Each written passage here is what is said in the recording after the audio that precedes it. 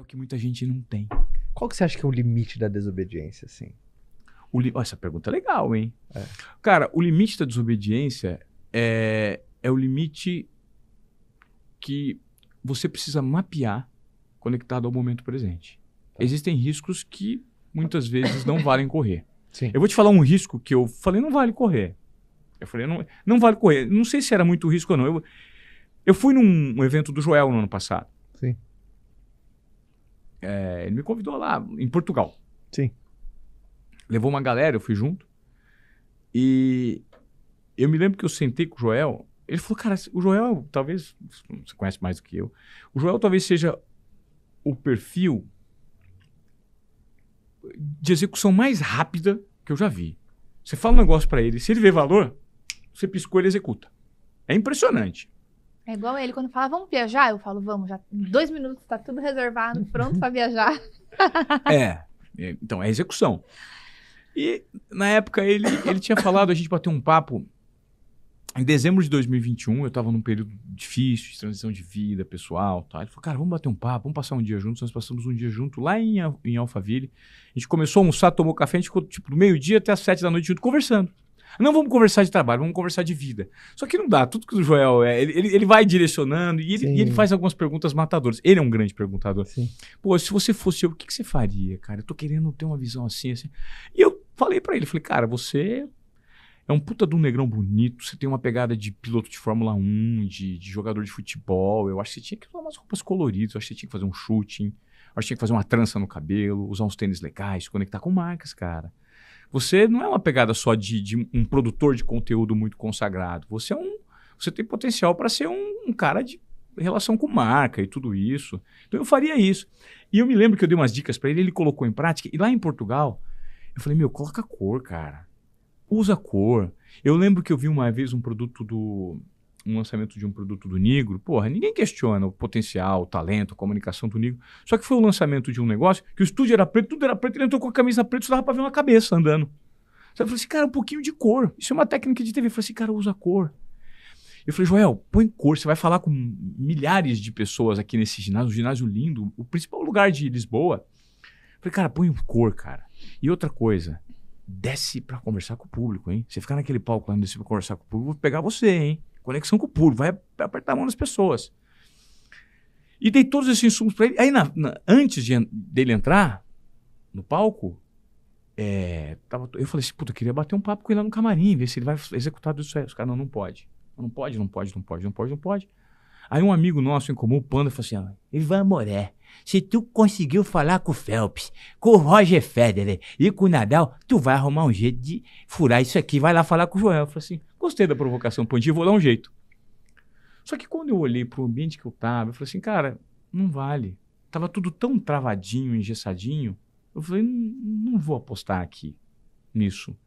Né? Eu poderia usar um conteúdo, mas ali eu poderia criar Eu comecei a pensar, falei, cara, isso dá uma dor de cabeça. Em vez de eu ajudar o Joel, eu tô querendo me desafiar, eu vou atrapalhar a concentração do cara, eu vou usar uma outra situação não vou fazer. Então, é muito de sentir também.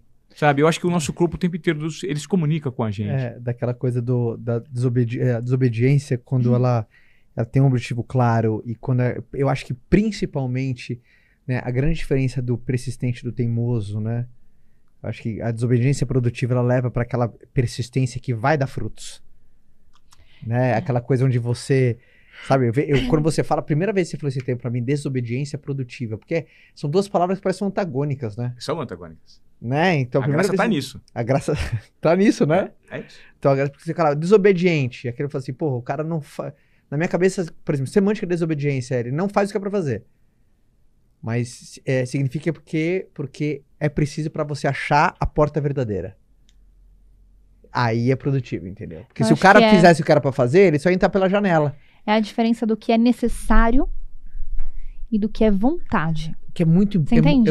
Sabe que quando eu vejo isso do Ivan, que uma coisa para todo mundo, é muito importante você ser um pouco rebelde com causa.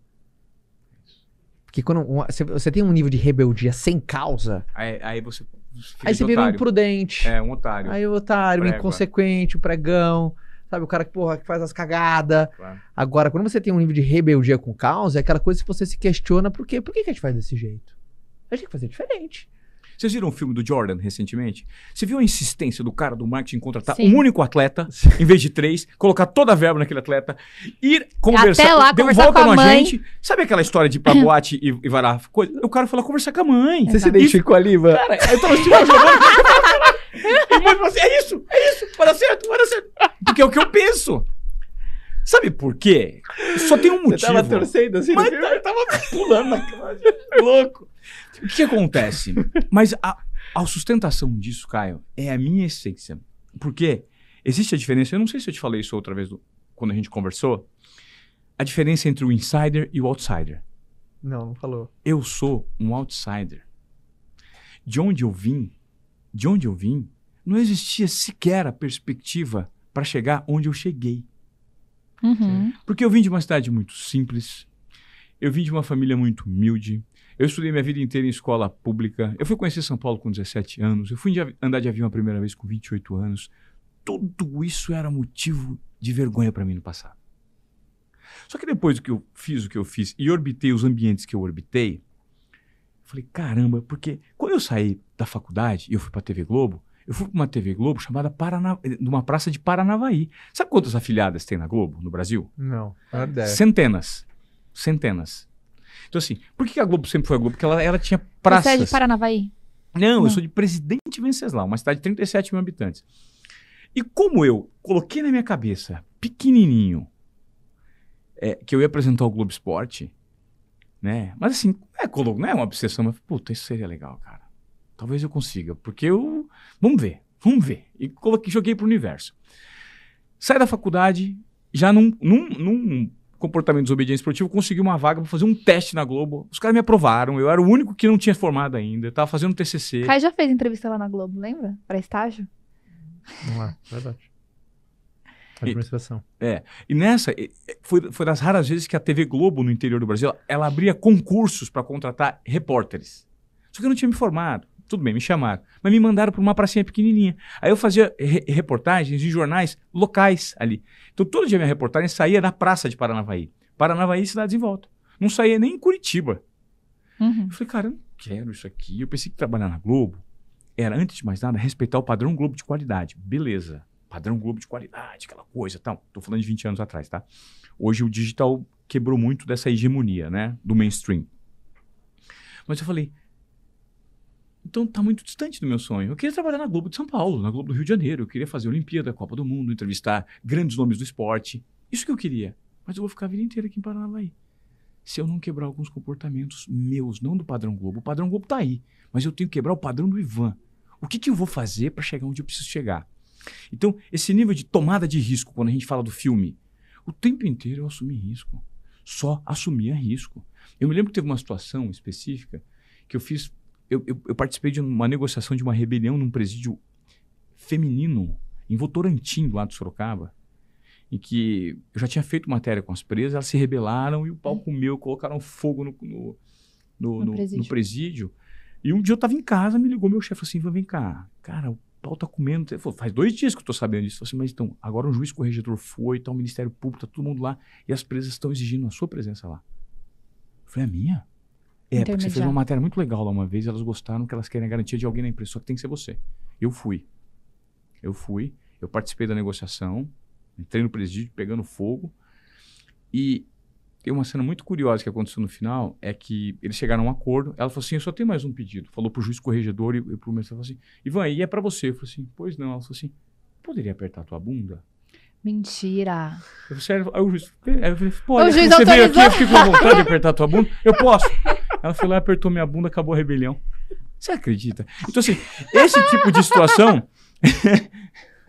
Acho que eu nunca te contar essa... Eu contei essa história, Giovana? Pra você já... Então assim, sabe situações que você vai... Mas sempre esses comportamentos de quebrar protocolos, de Como fazer... Como é que se quebra uma rebelião? É só apertar a bundinha.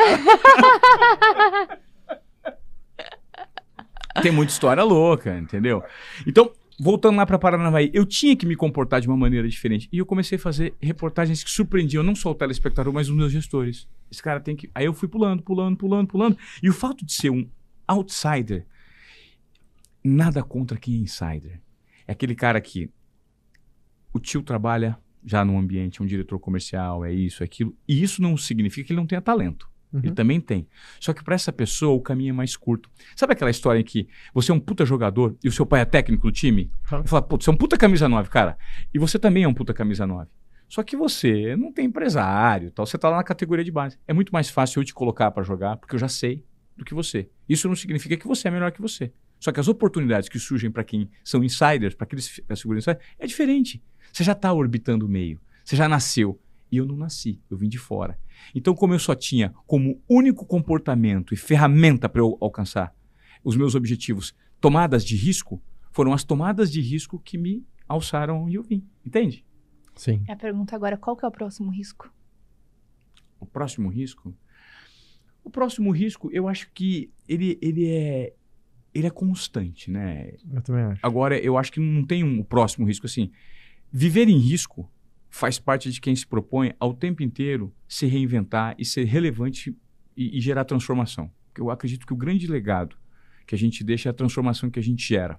Então, é sempre ter um posicionamento crítico se, de fato, você está conectado com aquilo que faz sentido para a sua vida, você está gerando um impacto genuíno na vida das pessoas, você está respeitando as suas vontades, os seus desejos, os seus valores. E isso me direciona para riscos, né? Eu tenho um projeto agora que, assim, não tá ainda organizado, mas eu pretendo dar uma tomada de risco em relação à produção de conteúdo, sabe? E que vai ser um risco interessante. E se der certo, vai ser legal. E se não der certo, não tem problema, porque eu nunca desisto das coisas, sabe? O importante é a jornada que eu faço. Eu nunca tô de olho muito naquele resultado lá. Puta, se deu um resultado incrível, beleza. Mas se não deu um resultado incrível, mesmo assim foi uma delícia fazer, eu vou continuar fazendo, sabe? Sim. Eu acredito muito nisso. Qual